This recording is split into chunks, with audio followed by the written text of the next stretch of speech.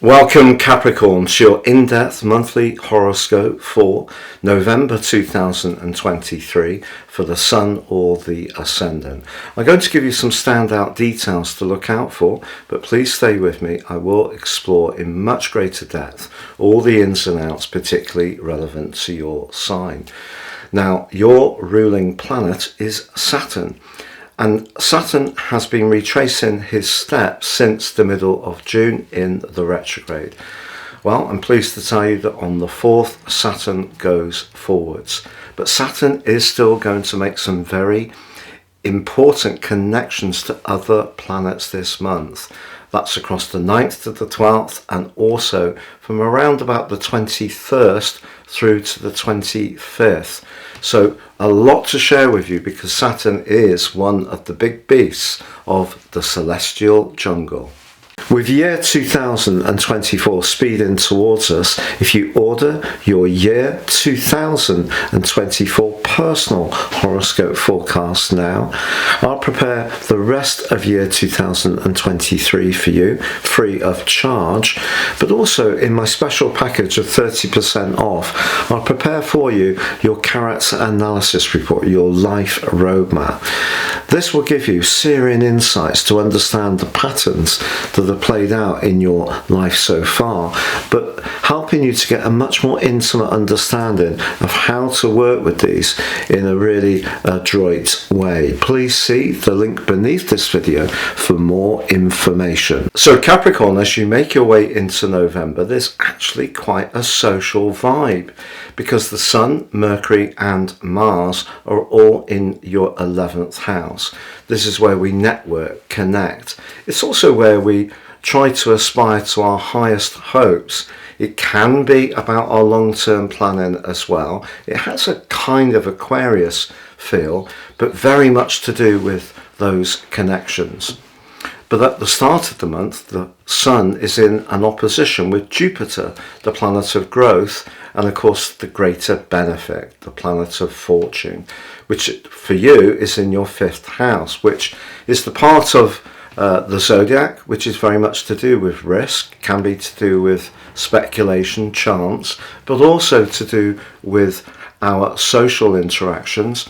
And although Jupiter is in a retrograde, this opposition can give you a sense of uplift if you're networking with people who are really encouraging, supportive, or you have a romantic involvement that's giving you a real sense that there is a genuine future between you.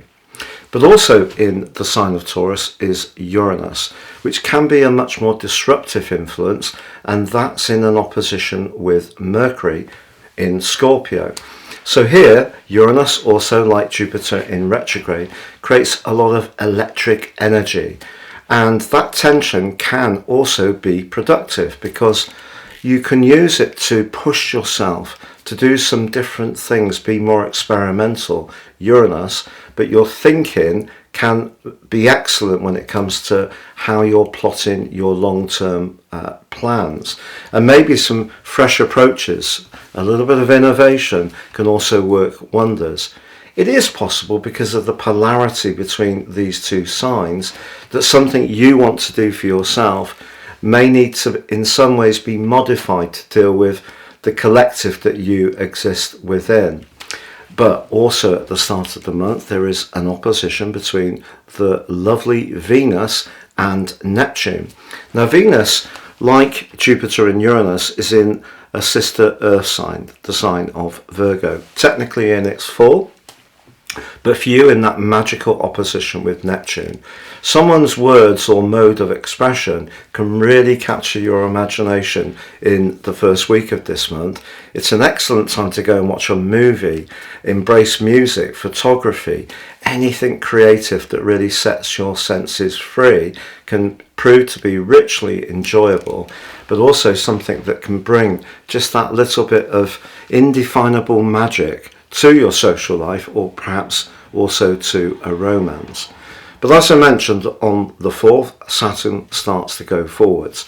What has Saturn being in Pisces meant for you? Well, since the 7th of March, I think it's been pushing you to discuss how you feel. And in a very constructive and positive way, what I feel Saturn can do is give us the resources to work at things. But you tend to have these capabilities in oodles. But it's also possible you may have felt a little bit more constrained in your immediate environment. Perhaps a neighbour is someone you find a bit challenging. Perhaps it's noise in the street. Perhaps it's too much quiet. Perhaps you're feeling a bit that your life is rather unstimulating and rather repetitive, and Saturn could be pushing you to think about life, third house, very Gemini, in a fresh way, or learn new skills. But also it may have felt that your nervous system at times has felt a little bit sensitive, and things that ordinarily in the past you may have shrugged off may have seemed a little bit more oppressive, particularly since the retrograde began in the middle of June. And there has been a series of oppositions, like we have with Venus and Neptune, between Saturn and Neptune in your third house, and also first of all Mars, then Mercury, then the Sun, which has meant that exchanging ideas, or just dealing with technological glitches, or just drawing down information from the internet, the news generally, all of that may at times have felt actually a little bit underwhelming, and may have felt that it's lowered your spirits. But I think Saturn going forwards does give you opportunities, but it is still going to be very influential this month, and potentially in a bit of a challenging way. But the 8th sees Venus climb right to the top of your scope. Now Venus rules the sign of Libra, so its return to Libra gives you an opportunity to discuss some of your goals and ambitions, but using an added amount of charm and guile. Venus, its rulership of Libra, can be very good for the arts. So if you're somebody who's very much invested in that, whether it's in a hobby or your business, you could really thrive in the weeks to come. So if you are having an interview, doing a presentation, wanting to talk to a line manager about your package, I think that what Venus does is just gives you an extra dimension to just express yourself with delicacy. No little charm, to be honest. And if you are someone who does need to attend an interview, certainly dressing in a way which is stylized but impressive is probably going to really be to your assistance. But then on the 10th, Mercury moves out of the sign of Scorpio and moves into Sagittarius, which is really important for you because Mercury technically is detrimented in Sagittarius, but also for you this is house 12. Mercury doesn't thrive so much when it goes through any house where there's a watery element. So although the sign of Sagittarius is fiery, for you house 12 is very Piscean, it's very reflective, and it can see you wanting perhaps to withdraw a little bit and reflect on some of the things that have been happening. But it does immediately come into conflict with your ruler Saturn. So from the 9th through to the 12th, it's entirely possible that something that you hear, it could be on a social media site, could be rather unsettling to you. And even if you see yourself as being, very steady and able to deal with little bits and snippets of gossip, there may be something that could just get under your skin a little bit. A comment you read, or the way somebody says something, you may feel there's a bit of agenda, that they're having a little bit of a dig without coming out and saying it directly, because the third house energy of Saturn, very much about social media, third house, technology. Mercury in the 12th house can see people be a little bit sneaky. But on the 13th, there is a new moon in Scorpio. And this is a very impressive new moon, but it does have its opportunities as well as potentially a challenge too. And the reason for this, Capricorn, is that the moon in the sign of Scorpio is in its full. So in other words, when the moon passes through the sign of Taurus, which opposes Scorpio, it's exaltated. So here it's not at its best, but also this is a new moon which can see the potential for fresh starts, new energy, setting our intentions, being very motivated. But it does see Mars, the ruler of Scorpio, pretty close to the Sun and the Moon. So what it's going to do is really up the intensity. So I feel that around your social circle or around your long-term plans, you could add to your approach an added grit and determination, which comes from Mars, but also perhaps a little bit of a desire not to suffer falls quite so gladly.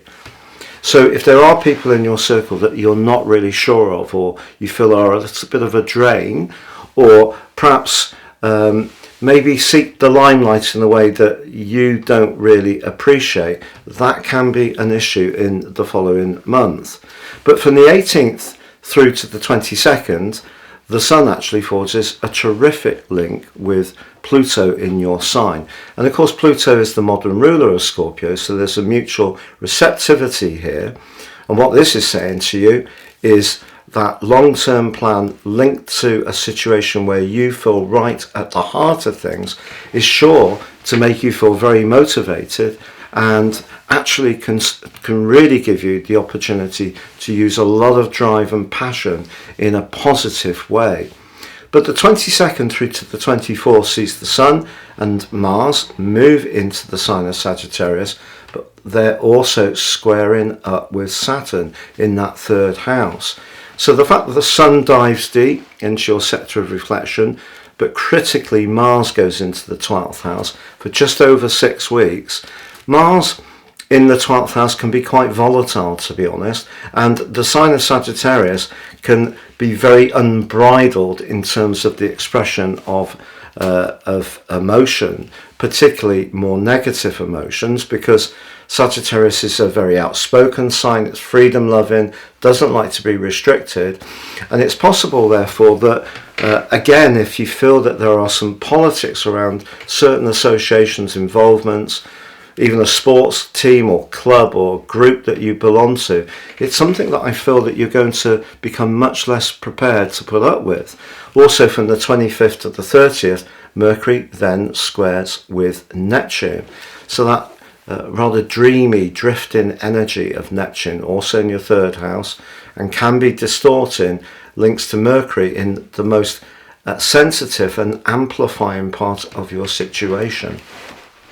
And I feel, again, it's important to be conscious of boundaries, the type of people you can really rely upon. If there are people you're unsure of, perhaps best to give yourself a little bit of space and a distance. And the sign of Sagittarius is very good for space.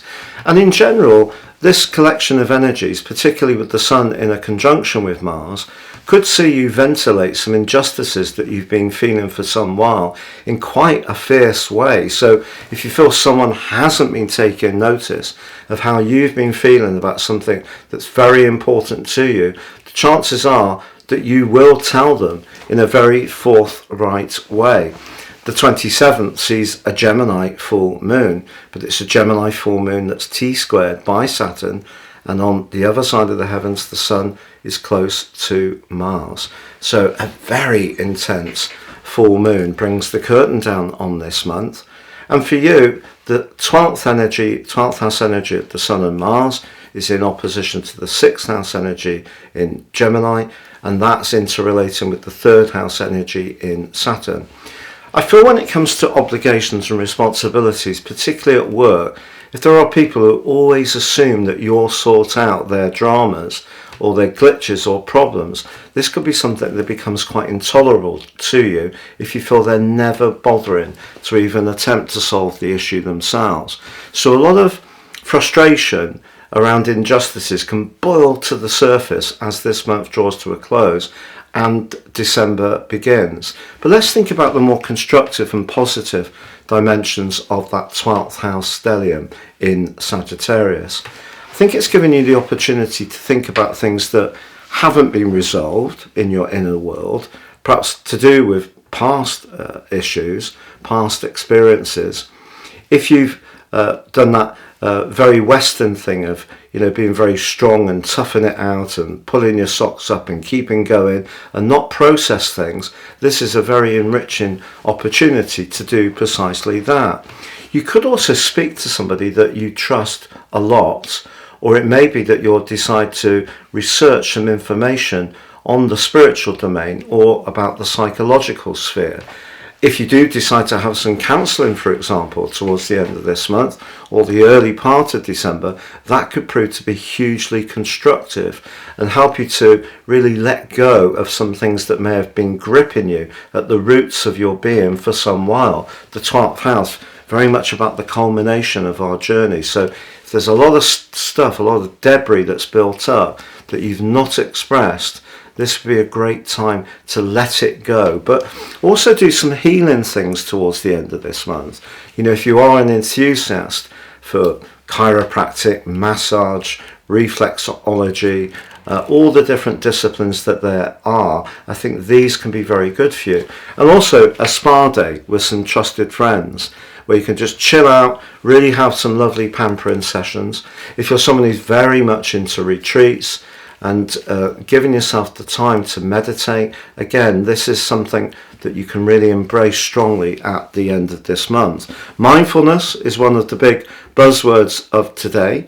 Mindfulness could be very good if you can just give yourself that little bit of a retreat from the fierce pressures of life and just let all the emotions settle within you. Bring your shoulders down, let your breath come down, and just be. I think that also will be a very constructive thing to do towards the end of this month. You could also find yourself being fiercely nostalgic for people from your past, whether you're getting the old photo albums out, if you're more of my vintage, or looking through digital stuff that you've got online. It doesn't matter. It can be really very lovely to connect with some people that may no longer be with us, people that were very important to you, and that can be a lovely moment, an interlude, just to enjoy that spiritual connection with them.